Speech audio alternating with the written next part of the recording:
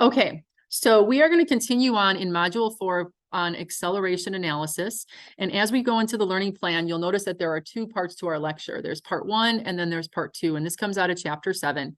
And we got through the first part, kind of doing general acceleration the last time that we were together. And we also, the big thing that we did last time was we started to create our comprehensive, kind of like the velocity, and then it's mostly acceleration equation sheet.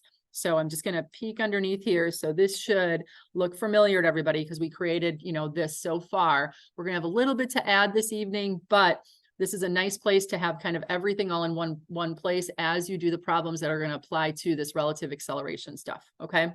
So, so we will be now looking at part 2 in chapter 7. So I'm going to pull up the PowerPoint, and our PowerPoint is going to be our guide through the rest of the chapter. So I'll zoom out just a little bit.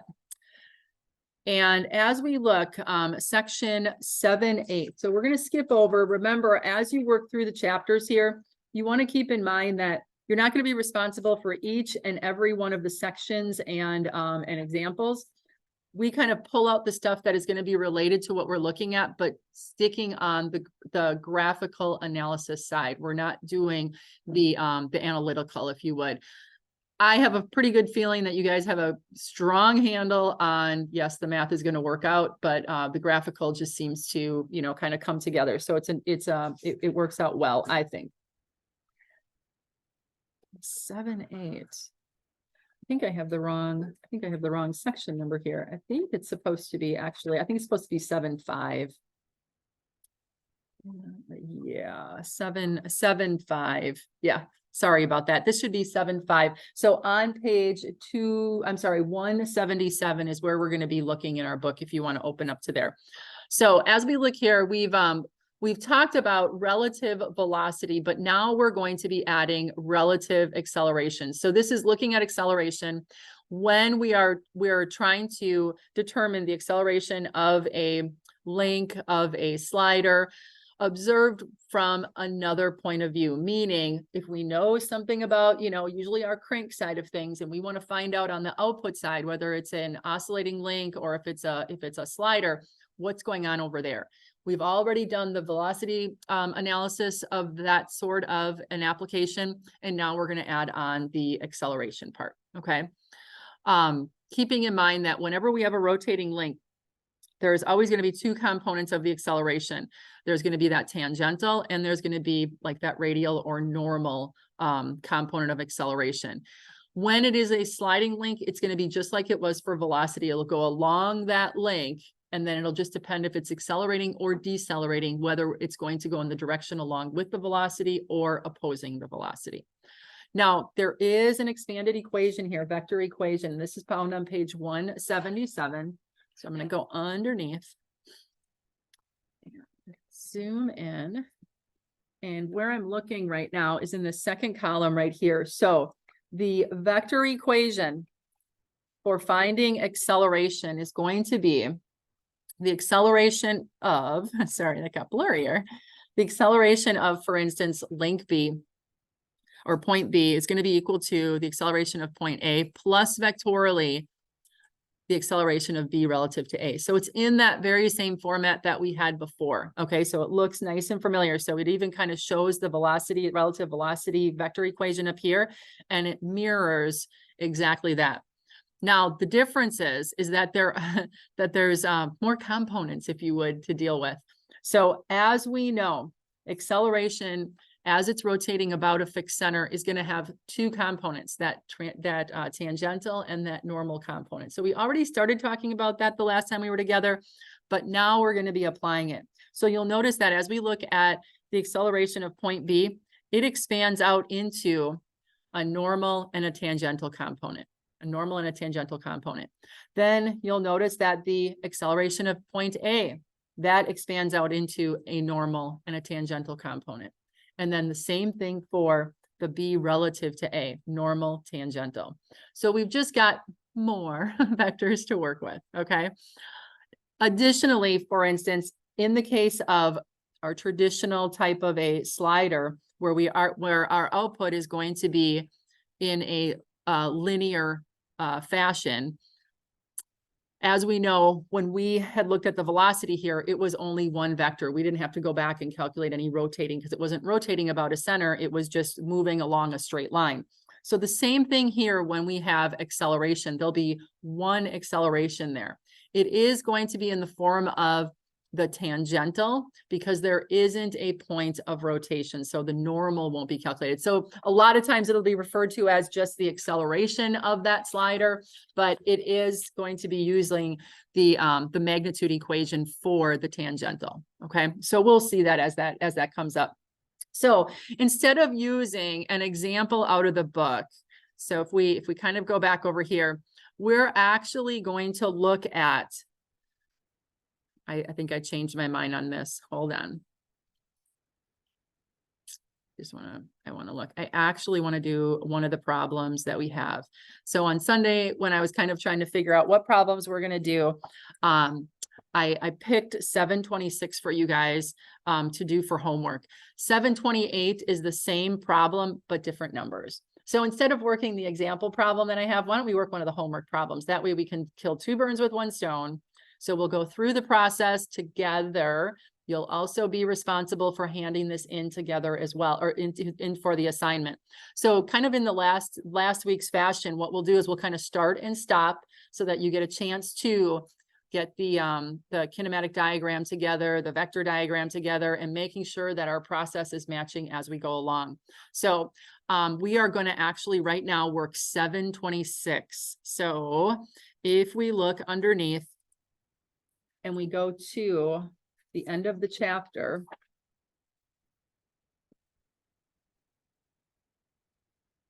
you're going to find 726 on page 208, and it's this mechanism right here. Now, it looks familiar, and it seems like it should be the same as we had when we looked at it in chapter 6, but guess what? It's not. Okay, so the differences that I found were that our link number 3 here is actually 5 inches this time instead of 6 inches. And then you'll also notice that the angle is at 30 degrees and it was 35 in the problem 619 it was. So if you did want to pull up problem 619, you can just, change it as needed. Just want to open up. And this was the problem that we looked at last time. So it's 6 inches here, and this was 35, but it still has the same length of 2 for the crank. So it was problem 619. So if you happen to have that and you wanted to, create this new diagram using that one, you can go ahead, or you can do this one new. So what I'm going to do is I'm going to pause the video right now so that you can make the kinematic diagram. And I already have mine created in AutoCAD. And I'll kind of keep this up on the screen here if you want to kind of look at what I've got here, compare it to the dimensions in the book, and then get it in, format so that we can start using it. So, so I'm going to pause and I'll be back. Okay, so we are going to get started with working this problem. Now, I'm going to kind of go in between, the book and such. So this is a familiar problem to us. This is a compressor linkage as shown here. Our crank is a link number 2 or the 2-inch link here. And then you're going to notice that it says that the crank is rotating clockwise at 1150 RPM. So I'm going to draw in my book, and that means that it's going this way. Okay. So again, typically we call this link number 2. So this is going to be my W2 is equal to 1150 RPM. Okay. Now we want to find, graphically determine the linear velocity and the linear acceleration of the piston. So that's this guy right here. Now, according to our kinematic diagram, C, kind of traditionally what we've been using, is going to be that piston. B is going to be the end of link number 2, which is our crank. And then A is going to be the center of rotation, or connected to, if you would, the frame. Okay, so this is a very familiar mechanism to us. So what we need to find is we need to find VC, and we also need to find the acceleration of that link number 4, or the slider as well. Now, process. We are going to, as you can imagine, we're going to have to start with finding the velocity of our piston, okay? So we need to use the relative velocity method to do that, which we are very familiar with. So as we look at process here, the first step, and we've taken it already, we've drawn our kinematic diagram. Okay, and then now we've explored what we have to find. So we need to find in this problem, oh my gosh, the worst eraser ever. Thanks. Look all dry. We need to find VC, right? The straight line velocity of that piston. And then we also need to find AC, which is going to be the straight line acceleration of that piston. Okay. And because it's a 4-bar mechanism and that piston depends on or is relative to, we need to use the relative velocity and relative acceleration graphical methods to get here. Okay. So our very next thing that we're going to be doing here is going to be completing the relative velocity to get that velocity at C. Okay, and we got a lot of practice at that, right? So we're pretty fresh on that. So we need to use the relative velocity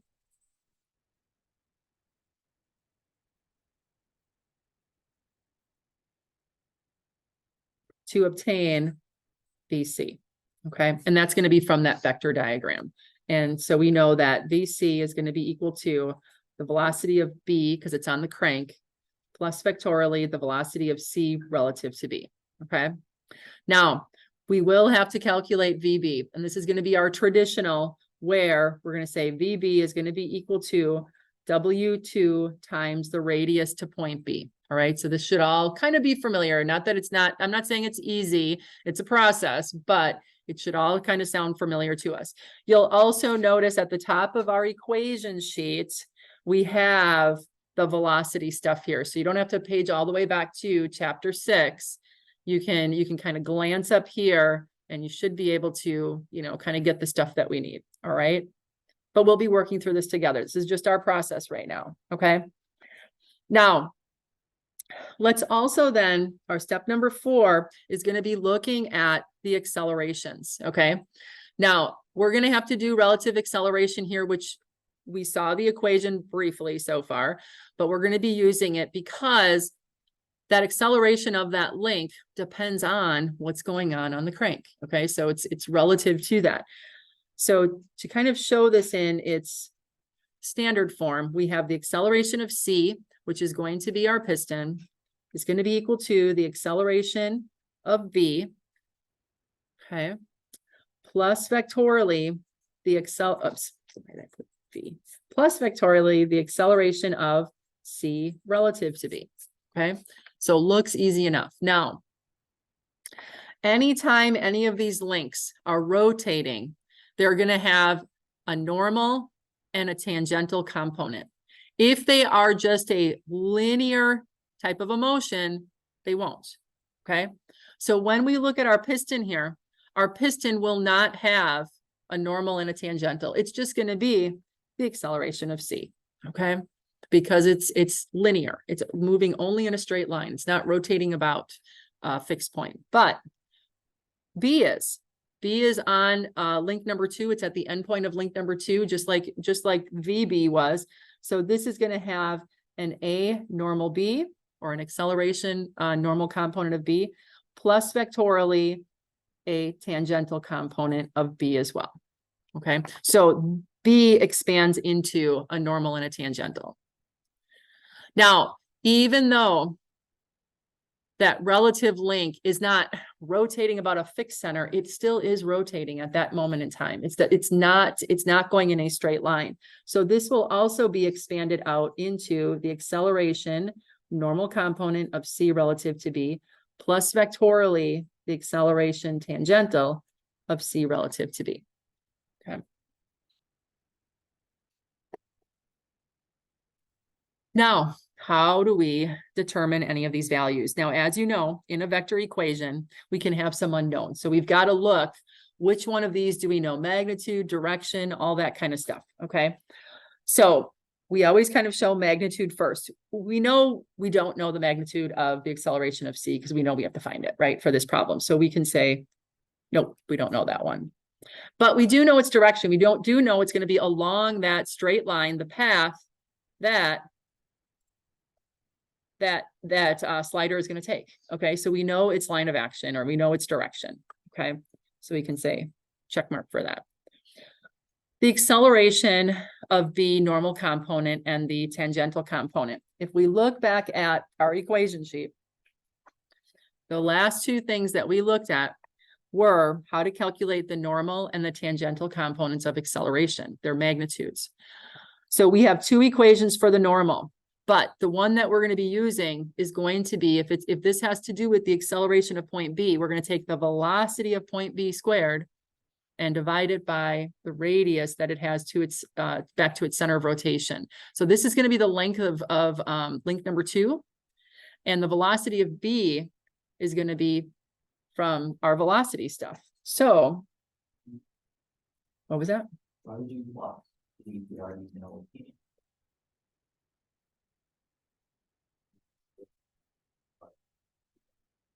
Oh, you can use either, quite honestly. You could use either. You're absolutely right. But what we're going to find is we're going to have to calculate VB anyway for the velocity part. So we'll have it like automatically. And we will this too, because we have to then convert it, in this case, to radians per second.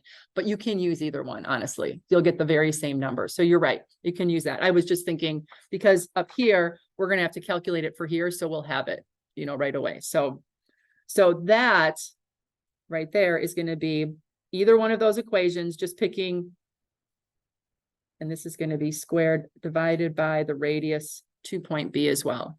Okay, that's going to be its magnitude. Its direction. Its direction, if we go back underneath here, its direction for the normal component is going to be pointing towards its center of rotation. Okay, so we're gonna be at the end point of B. We're going to be at the end point of B here, and it's going to point back towards its center of rotation, which is towards point A. Okay, right along that line. Right.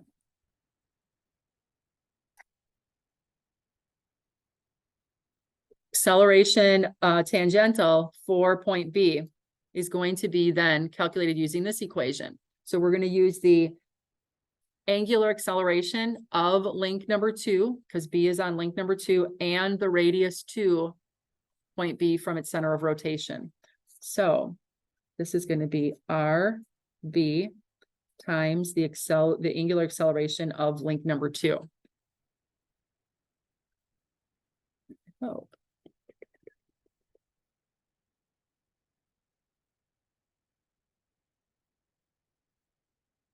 So as we look here, you're going to notice that this is going at a constant rate of 1150 RPMs, okay? A constant rate of 1150 RPMs. So what that means to us, in this case, because I was like, wait a second, they didn't tell us. A lot of times they're going to give it to you in other problems where they'll say, oh, it's accelerating at 10,000 radians per second squared. In this one, it's a constant velocity or a constant rotating speed on our crank. So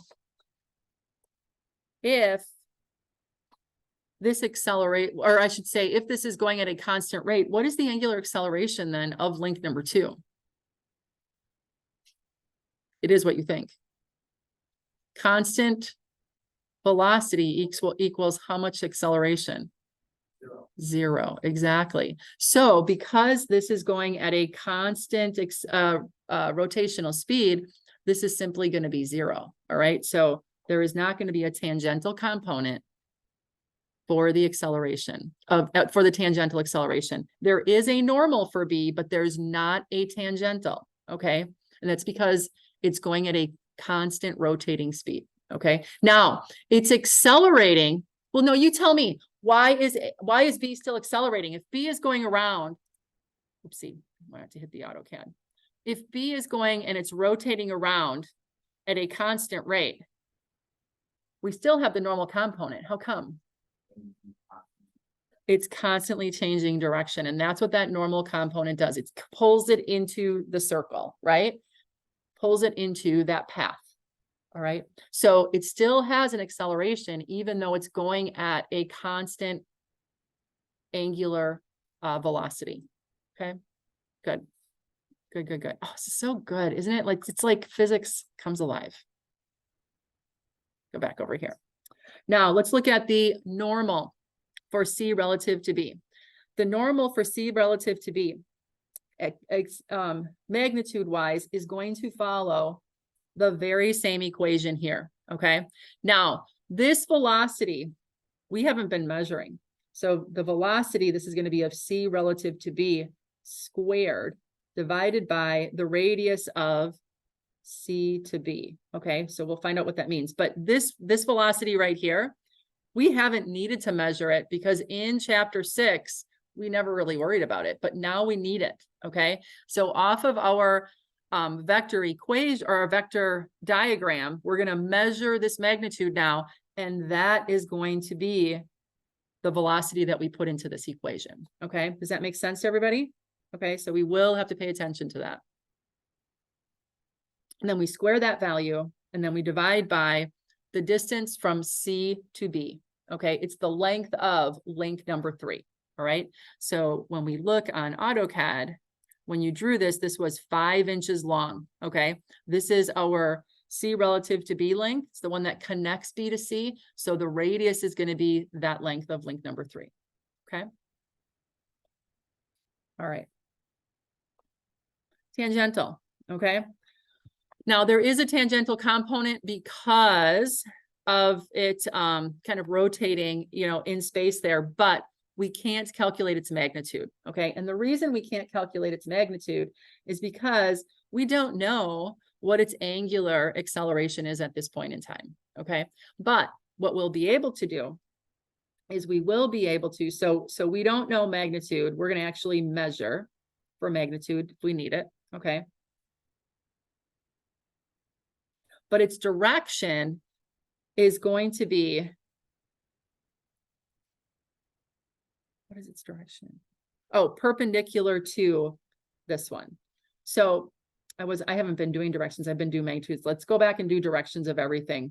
And we'll start back over here. So magnitude we're going to get for the equation down here. Direction for the normal is pointing back towards the center of rotation. The tangential, we know this one is going to be 0. All right, so we don't have to worry about that one. The normal component of C relative to B. The normal component of C relative to B is going to be the magnitude we know, and then the direction we're going to know as well. And it is going to be pointing from C to B. From C to B. So it's going to be from your unknown to your known. All right. Because you're standing, if you would, on that unknown, trying to figure yourself out to the other. So when we look at, I know it's a weird way to say it. I don't think that was good. So when we look at this, we're going to be, the direction of the normal component is going to be from point C, pointing towards point B. Okay. B is kind of like our known, our base, if you would, on a floating link like this. All right. And so that's why it's kind of like that. It is a normal component. So it's going to go from where it's trying to figure out where it is back towards what it actually knows. Okay. At that point or instant in time. Okay. And then our tangential component is simply going to be perpendicular to this. We don't know its magnitude, but it's going to be perpendicular to it. So this one, we won't know magnitude, but direction is going to be perpendicular to AC relative to B. Okay. Perpendicular to. So as we look at this, we only, again, have 2 unknowns in our vector equation, and they're separated by the equal sign. So on the left-hand side, we need to find the magnitude of the acceleration of C, knowing its line of action direction. And over here, this one is 0. Remember, this one kind of drops out because of the constant angular velocity. And then this one, we can calculate its magnitude, getting the value from the vector equation for velocity, and then knowing the direction pointing from C to B. And then lastly, the only thing that we don't know here is its magnitude, but we know its direction. Okay. So although it's short, it's just 4 steps to go through this process. You're probably already imagining it's a lot of construction in AutoCAD. And so that's what we're going to work on right now, is kind of taking this step by step to be sure that we understand how to set all these variables up. Does anybody need me to leave this up here for a little bit longer? Or you got your notes on this? Does this make sense? Okay, because this is what we're going to use to kind of go back and forth through our process. Okay, so now since we're done with drawing our kinematic diagram, we now need to jump to doing our relative velocity first. Okay, our relative velocity first. So we need to find that velocity of C, which is the slider. This is our vector equation. And we know that we need to calculate the magnitude of VB here so that we can then go ahead and draw that vector equation using our kinematic diagram. So on a new piece of paper, like an official, what we will do is we're going to start problem 726 official. Okay. And we need to calculate the magnitude of the velocity of B. Okay. So we know that VB is going to be equal to W2 times RB. So from our problem statement, then we know that the angular velocity of link number 2, which is our crank, is going at 1150 RPM in that clockwise direction. So we can't use the W2 here in its form of RPMs. We have to convert that to radians per second. So over here, we'll do that little bit of a conversion. So W2 is equal to 1150 revolutions per minute. And we need to convert it to RPMs. So 1 revolution, 2 pi radians, 1 minute, 60 seconds. So our W2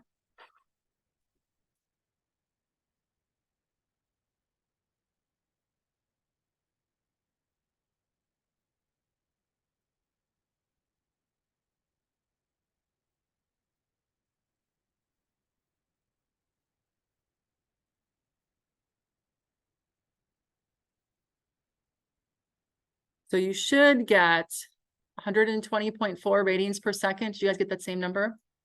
Okay. And that's the one we're going to plug in over here.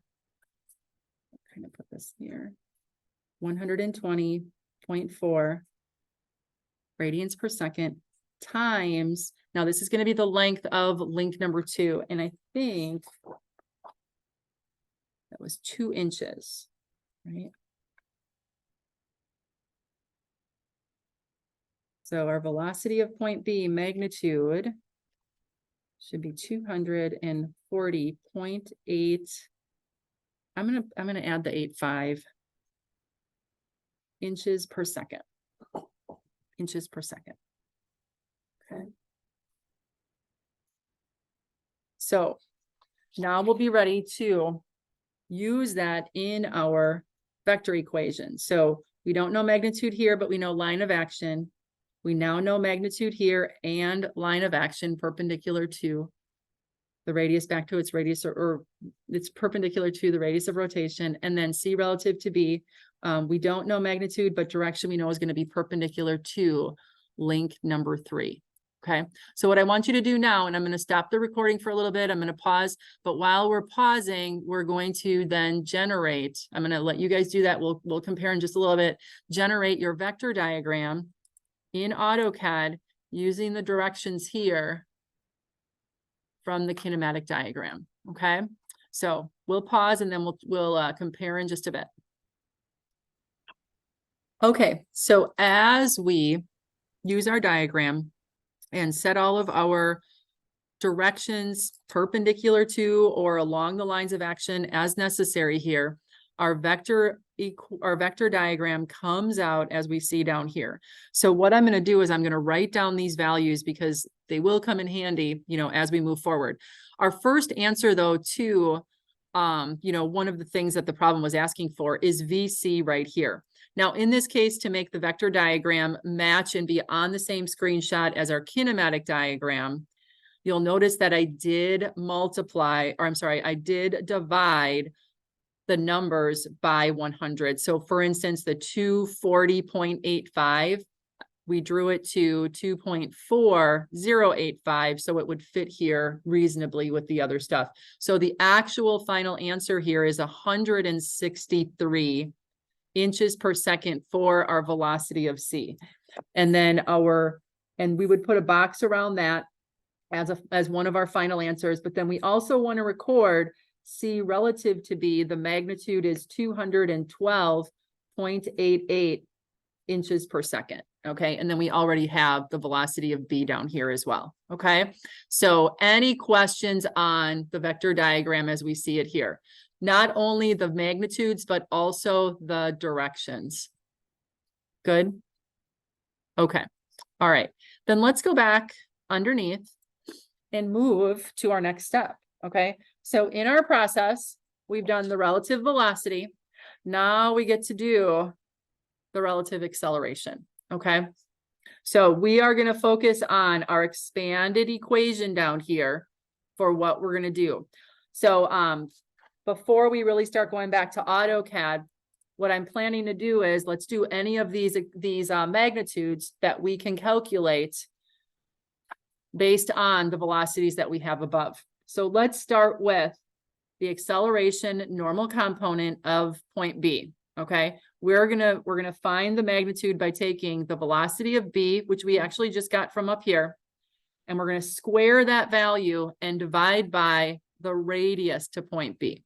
Okay, so second thing here, it's going to be the acceleration normal component of B is going to be equal to the velocity of point B squared divided by the radius to point B. So using our value from up here that we calculated, this is going to be 240.85 inches per second. We're going to have to square that value, okay? And we're going to divide by the radius or the length of link number 2, which was 2 inches. Okay, 2 inches.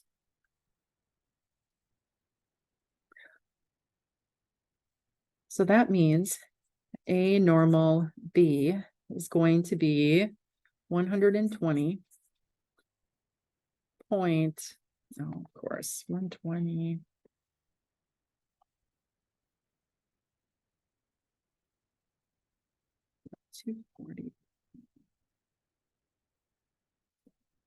.3.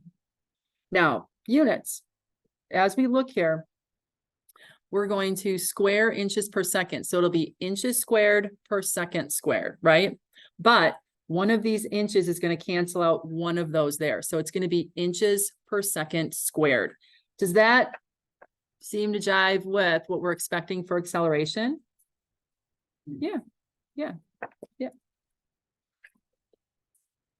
So inches per second squared. Okay. Did I do something wrong? I did not. Oh, see, I know. You know what? I did what I was writing it out, and I'm like, now don't forget to do the square. And I did.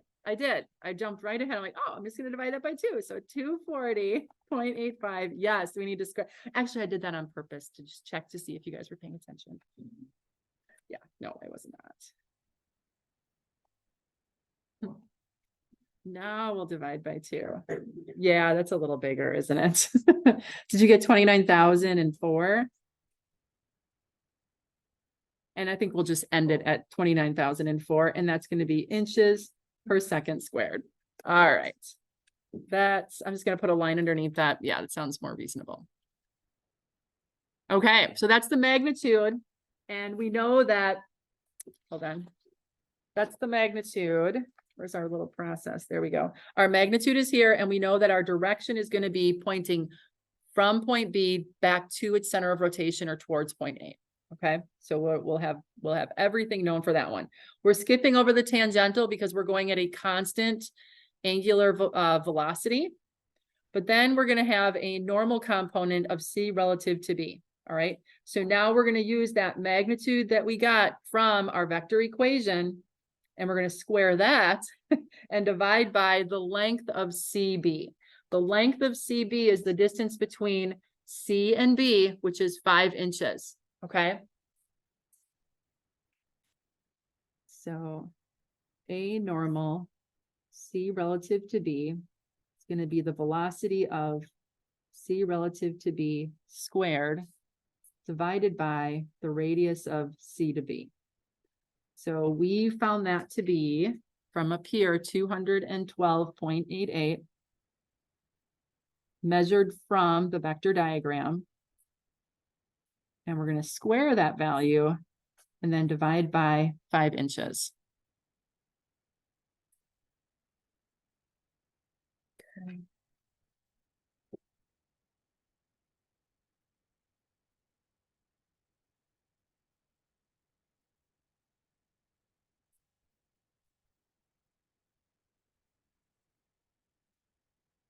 $9,064. Did you guys get that?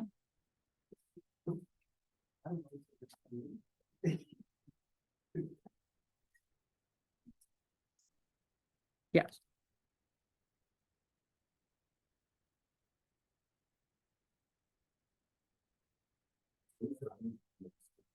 It is. We're in the thousands now, right?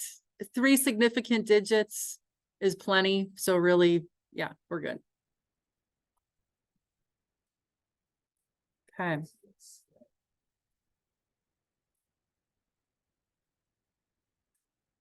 Did you guys get the same thing as me? Yeah. Okay, cool. Cool. Awesome. All right, then let's. Direction of C to B. Yes, it's going to be in the direction of C, pointing from C, pointing towards B, because remember, B is like our known, like our base. All right. It's technically rotating about that based on what we're solving for, but really not. But at this moment, yes.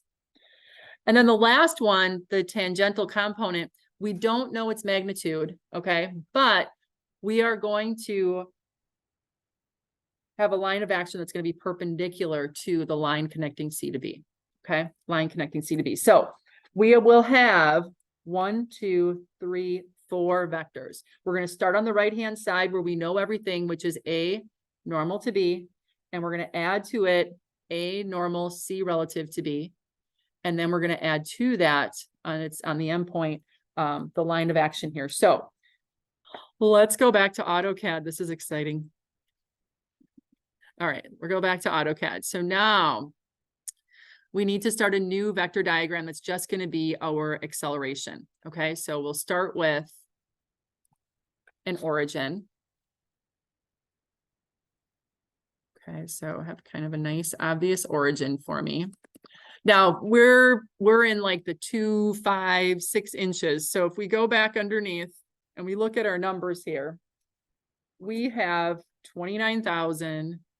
We have 9,000. So what are you thinking? I think dividing by 1,000 even, we're gonna have 29 inches long. That one is gonna be really long. Yeah, I think so. I think 10,000. So that this will be 2.9004, right? And then this will be 0.9064. Do you agree? Yeah, so it'll be around an inch. So that'll make sense. Okay, so then we'll do that. That'll be our scaling factor. We just have to remember to when we get our final numbers. So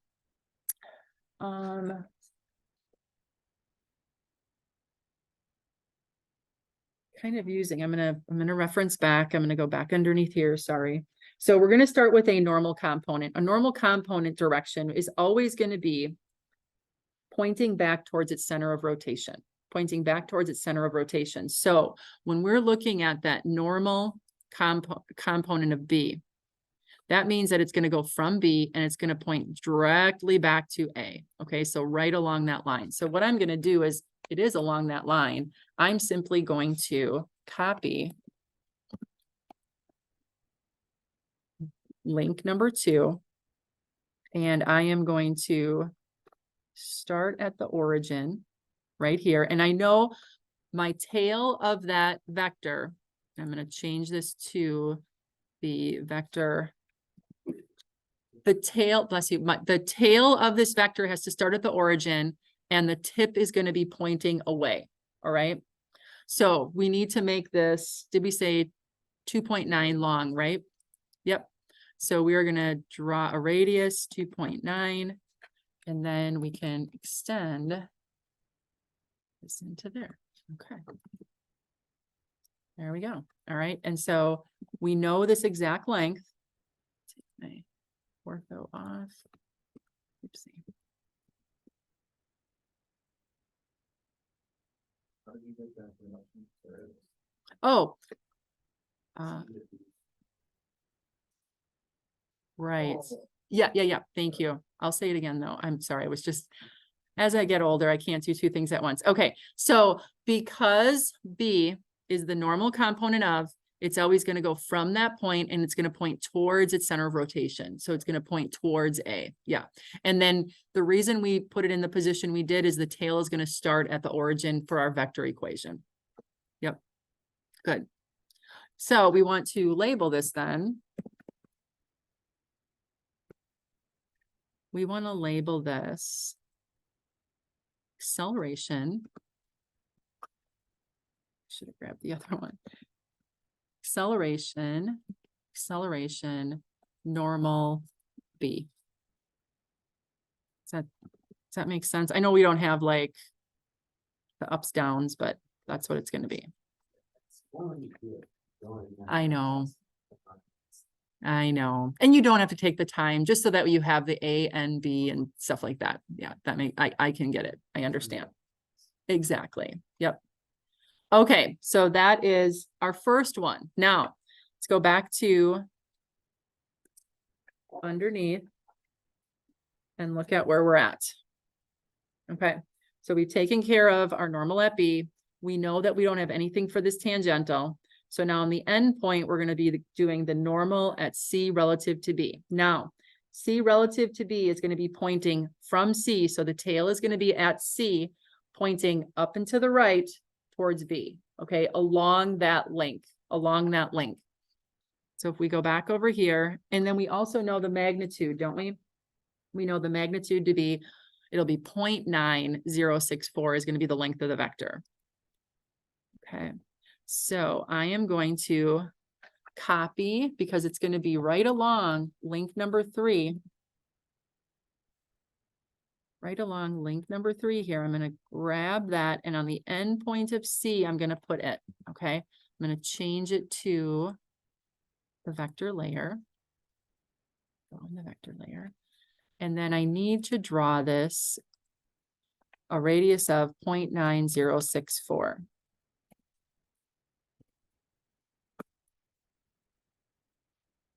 So then I can trim that away.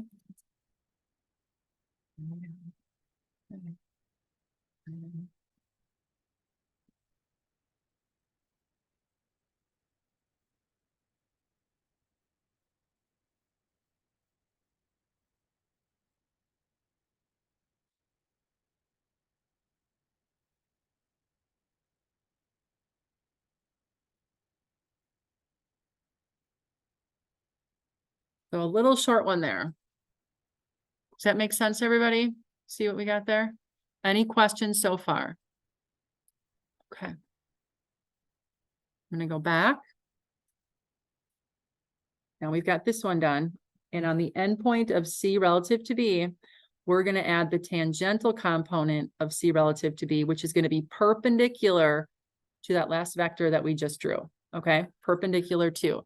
So if we go back to AutoCAD, okay, we already have a line of action for this. And that is going to be, it's going to be along the same that the velocity of C relative to B was. So I'm just going to copy this one. And on the endpoint, I'm going to draw it just like that. Okay, without, I'm going to add a label, but we don't know its arrowhead yet because we don't know where the point is going to intersect. Well, and how do we know it goes in that direction? How do we know? Because it's going to be perpendicular to the normal component. I don't. I don't. I'm just drawing, this is like a line of action. That's it. I'm just putting it on the endpoint. It could go down. I don't know. We'll see. It can go either way, honestly. We don't know. It's like a line of infinity right now, you know, but I just have it represented by that line perpendicular to. Yeah, DJ's question was, how do you know it's going up? I really don't. I'm just drawing it. I could draw this, you know, going all the way down either way, okay? And now what I'm going to do is I'm going to go back to my equation. So I have everything done on the right-hand side here, okay? So that means I'm going to go back over to the other side, cross over the origin, and now I'm going to represent the line of action for the acceleration of C, okay? And if we go back to AutoCAD, the acceleration of C is along this straight line right here, right? So I am going to copy that line. And I'm going to start it at the origin, and look at that. Oh. We find an intersection in this case, at least mine did. Maybe yours didn't, but there we want to find where it's going to intersect with the last vector on the right-hand side of the equation, which was the tangential C relative to B. So now I'm going to trim these little parts here, and my resultant arrowhead is going to go to that endpoint. What was that? What about what happened to the tangent, the acceleration tangent speed? Yes, what did? Let's go look again. There we go. That's going to be there. BJ's question is, what happened to the tangent acceleration of B? So if we go back over here, why was it 0? Do you guys remember? Constant speed. The constant speed of crank number 2 or crank 2 or link number 2, it said that it's going at a constant velocity. So the crank is not accelerating, and that was in the problem. The problem statement said the crank rotates clockwise at a constant rate of 1150 RPM. So the crank itself wasn't accelerating, but there is an acceleration over here at the slider. So that's why that one went out as 0, because the angular acceleration would be 0 for that link number 2. Good question. Good. All right. So now, oh, I've got to label my acceleration of C, right? See, here we go. Now, we don't have a normal or a tangential of C because C is going in a straight line. Okay, it's not rotating about. All right. So we just call that the acceleration of C. Okay, so now we get to measure, right? Now, the problem is only asking for the acceleration of C, right? So I got 2.7651. No?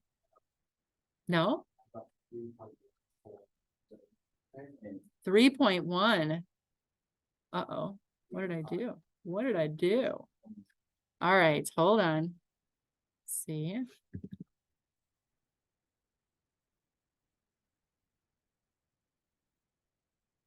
What looks different? This one is along here. I'll check my distances.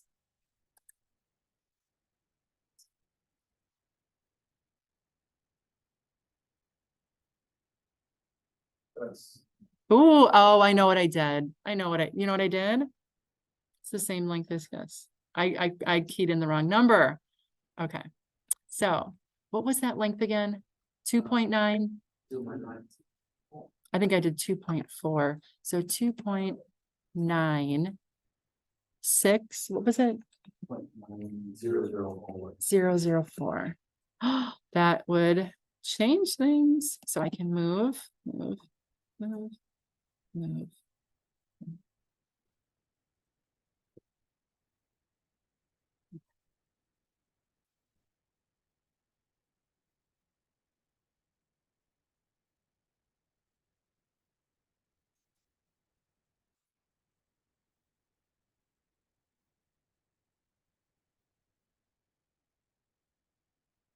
All right. And this is actually isn't too bad. I can just move this to here, to the new location right there. Okay. And move this. Okay. And then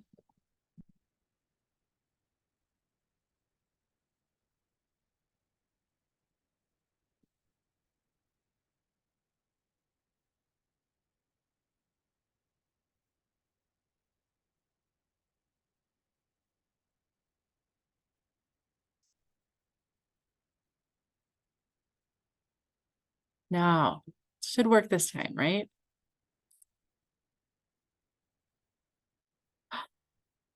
There it is. All right, see. Cool. Okay, so 3.1436. Online, did you guys get that? You probably had it way before I did. Hopefully. Okay. All right. No news is good news. You guys good? You're doing okay online? I don't want to go ahead if you're not ready. Yep, okay. David is good. Say we're off by like. A little decimal. That's fine. Okay, as long as like. That's- Yeah, and you know what? And remember, we're going to be multiplying this by 10,000 now, right? So this number is not going to be 3.14. Awesome. Okay, good. I'm glad, Nick. It's going to be times 10,000. So it's going to be 31,000, right? Or three? Yeah, 31,000. Okay.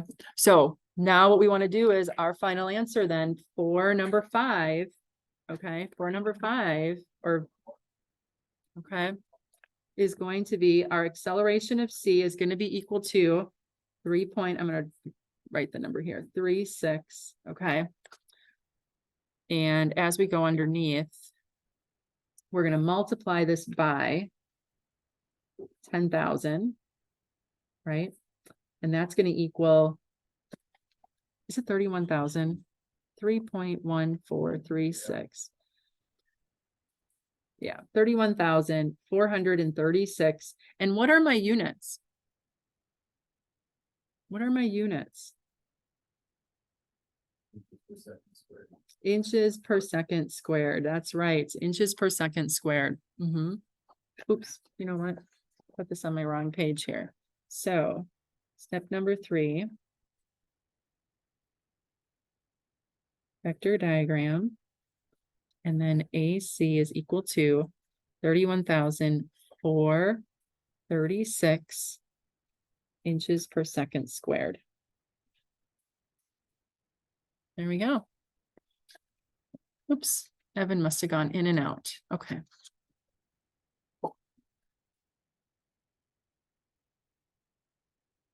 Now for this problem, I don't have the answers for this homework assignment. I don't have the answers in the back or in the assignment because all of the even problems have their final answers in the back of the book here. So the moment of truth.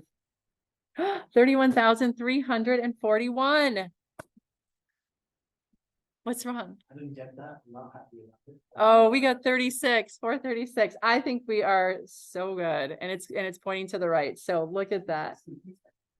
Yes. Yeah, definitely. I mean, I'm sure that it's rounding error or whatever, but yeah, we got it.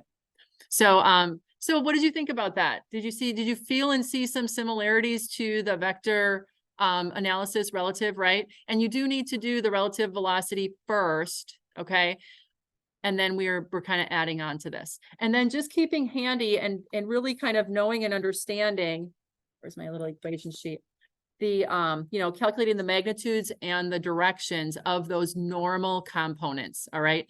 The only one, like when it's along a straight line, I think that's pretty straightforward. When they are normal and tangential and it's rotating about a fixed center, they're easy to get. But don't forget, when you have that relative one, you're gonna have it from one point pointing towards the other. So it's going to be from the unknown pointing towards the known. Okay. And then the tangential component is simply going to be perpendicular to. All right. Since we got 31,409 Yes, it would be totally fine. Yes, to be that close. Oh, so you got 31,409? Everybody did? Oh, why did I get 36? Huh? Probably, yeah, probably all a little bit of rounding, and that's totally fine. Yes, as long as you're within, you know, especially when we're talking about 31,000, I would say by 400 and probably plus or minus 20, you know, ish, something like that. And the book, I think, typically will round to like 3 significant digits all the time, like throughout their work. So, all right. How fun was that? It was good. All right. Why don't we, I'm gonna actually stop the recording now, because then I'll keep that one as its own recording, and then we'll do another one. How does that sound? All right. Okay, stop.